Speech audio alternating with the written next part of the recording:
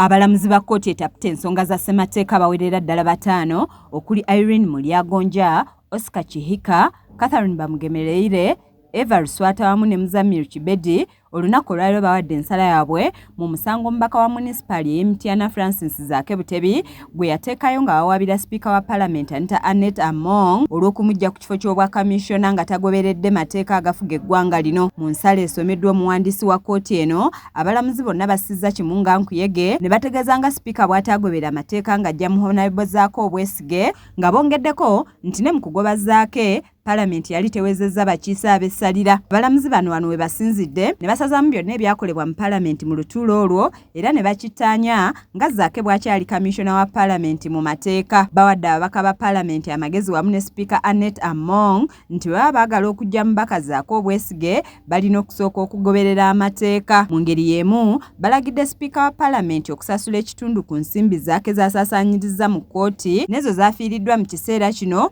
nga tali mu ofiisi ye nga kamishona. Oluvannyuma lwa kkooti twogeddeko ne bannamateeka b'omubaka Zaake kw'ossa n'omubaka Zaake wamu ne bannakibiina ekya National Unity Platform nga bano balaze essanyu olwa kkooti okusala amazima. Kwebaza ennyo nnyini ddala abayimiridde nange aba Lukwago and Co-Advocates, Council Elkiza, Council Katumba, Council Musisi, Council Lewis Lubongoya wamu ne ba council bonna abaliwo naye okusingira ddala eri ekibiina kyange ekya National Unity Platform. Okufunga National Unity Platform okulaba nga commissioner waffe bwe twakisindika mu Parliament kkooti evuddeyo bulungi negamba nti bamugyayo mu bukyamu.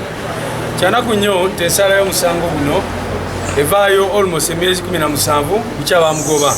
Bano beebazizza ekitongole ekiramuzi wamu n'abalamuzi ababadde mu musango guno. Bagambe banga ddene abantu bangi babadde babuuza leading opposition, babuuza Parliament, babuuza leadership y'ekibiina. Tumaze ebbanga ddene tetulina commissioner, lwaki tuinsistinga, lwaki tulonda muntu mulala.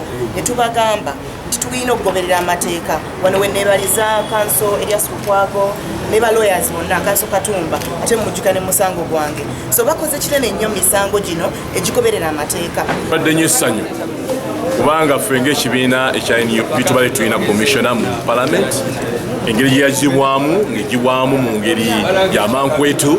Nokyokka tugyebaza nti kino ekikoze olwaleero era tusaba ensonga eno ebeere ng'etuukirizibwa bulungi nnyo. Anania Nsereko yakusakidde eggulire lino ku lwa KSTV agaleero.